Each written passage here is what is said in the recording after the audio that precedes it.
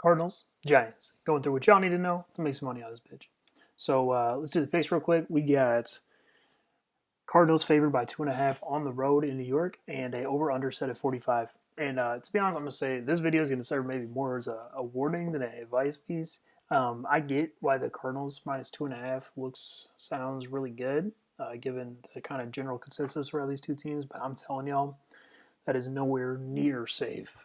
So that actually is the side I will say that I'm going to end up being on. And if there is any bet to make in this game, I do think it's Cardinals -2.5.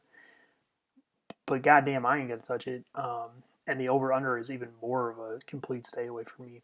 Um, so yeah, if anything, if you really want to, Cardinals, maybe even the Cardinals money line is way better than that. But yeah, stick around and I'll tell you how and why that's how it would go down. So first, we got offense versus defense. Injury wise, Deandre Hopkins listed as questionable, going to play. Coach said he's going to play. And Kenyon Drake, questionable. Literally don't care even a little bit. Chase Edmonds, basically the same thing as a reserve. On the Giants side, Darnay Holmes, slot corner, listed as questionable. Blake Martinez listed as questionable. I think Blake Martinez is going to play.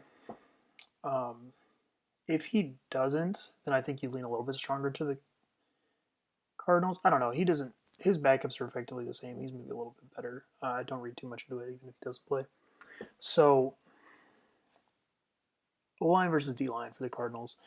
First thing, kind of obligatory, Mason Cole, center for the Cardinals, is the weakest center in the NFL. Don't forget that. Now, he's not necessarily the worst, but he is absolutely the weakest.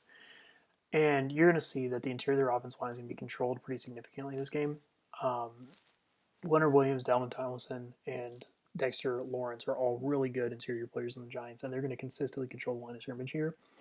Now, I will say for the Cardinals' advantage, that doesn't necessarily matter so much, as opposed to what happened last week versus the Seahawks, where the Seahawks are all about controlling the interior of the line of scrimmage, and they fucking will blindly hammer that until they lose.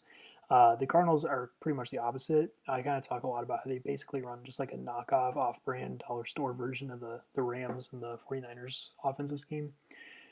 But the positive about that is it does prioritize moving the ball away from the center of the line of scrimmage, which is going to be the case here. So that does mitigate the biggest Giants advantage in this game. On the edges, though, I do think the Cardinals are going to be fine. DJ Humphries, I think, is pretty good. Kelvin Beachum is whatever. He's fine. And the Giants' edges without Kyler Fackrell are really mediocre at best, probably worse than that. Whether it's Cam Brown, Carter Coughlin, Jabal Sheard, or Nico Wallows, those are the four they rotate. None of them are difference makers or even really close. So then you talk about the linebackers. Again, I'm going to go ahead and assume that Blake Martinez is playing. And Blake Martinez, in a game like the Seahawks last week, he is able to mitigate his lack of athleticism and long speed to actually marginally make plays between the tackles. Like, listen, he's still not very good, but he's at least reasonable and can do a job there. Versus a team that gets to the sideline more, though, his weaknesses really start to show up, and you're going to see that in this game. Now, he might not be completely awful, and I will say I like Tate Crowder, and I hope they give him all the snaps in the other linebacker spot as opposed to David Mayo or Devontae Downs, either guys they rotate there, because Tate Crowder's actually pretty good. I think he'd be useful this here, but I don't want to overrate him. Like, he's still, a fucking 7th-round rookie. But yeah, so the overall run game for the Giants, or for the Cardinals, sorry. I mean, it's going to be, mediocre, like normal, maybe a little bit better than that, because I think that Kyler's rushing stats are going to help a lot. I'll get to that, but yeah, you'll see that the Cardinals aren't generally very good at running the ball, and while they'll have some chunks here, like if they get past the line of scrimmage or to the edge, then there's real chances for the Cardinals to have big gains. But in terms of like down to down, not great. So in the pass game, you got pass rush first, and again, there's going to be a huge push consistently on the interior for the Cardinals, but it's not necessarily all that bad of a thing here. Now it is still limiting to their overall point total, but what that's going to cause, especially because the edges of Cardinals are going to be mostly clean. I mean, the Giants do not have pass rushers on the edge that can beat DJ Humphries or really even Kelvin Beachum with like any level of frequency worth paying attention to. So you're going to see that Kyler Murray gets funneled out of the pocket a ton in this game, which can lead to him sacking himself for sure, but it also can lead to him making the plays, or specifically here, because I don't know there's going to be plays to be made downfield to be able to run the ball.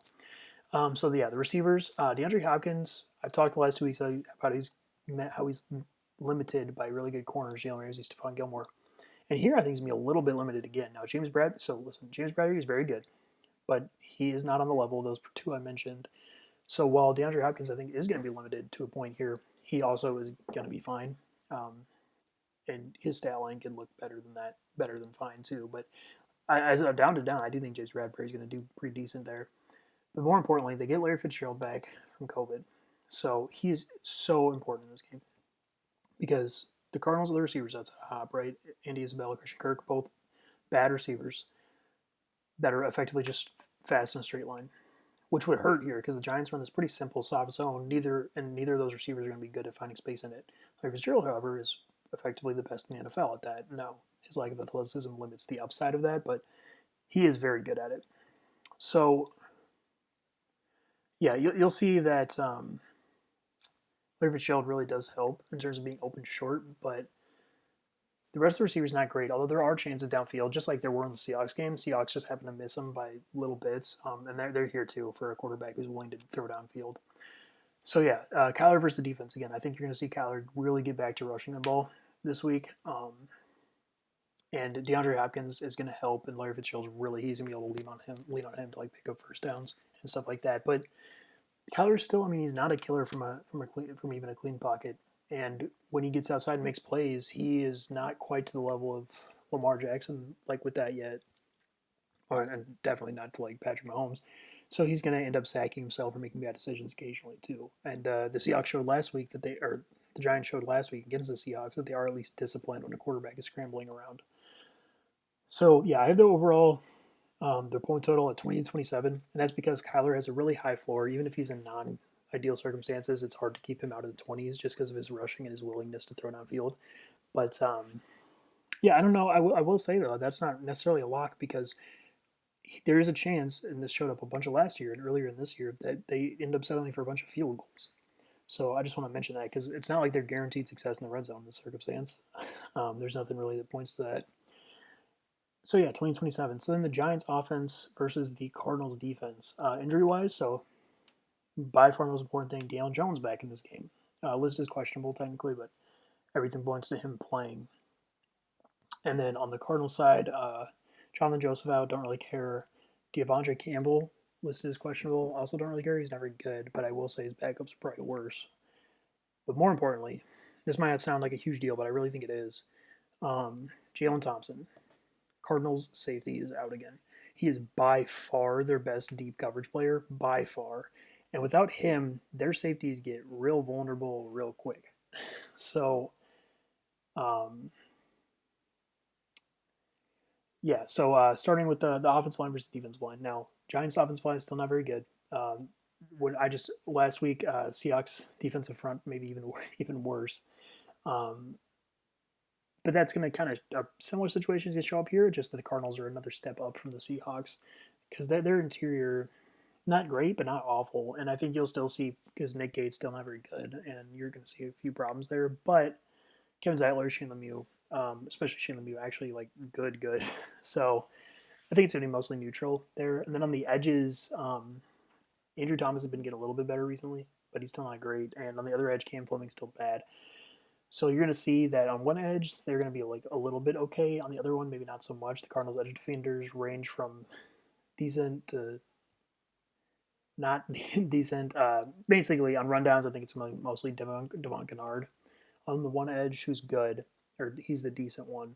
And then Hassan Reddick, who's terrible on the other side, but they kind of make up for him in other ways. So yeah, and then on the second level, Jordan Hicks is good, but their other linebacker spot, even if it is Deandre Campbell, really vulnerable. But Giants' run scheme, not great, so I think you'd see Campbell be okay in this game. So their overall run game, I don't know, I think it's going to be mediocre. Kind of similar to what you saw against the Seahawks, minus the real long chunk plays that they had, which, I mean, that's not very good. Yeah, I mean,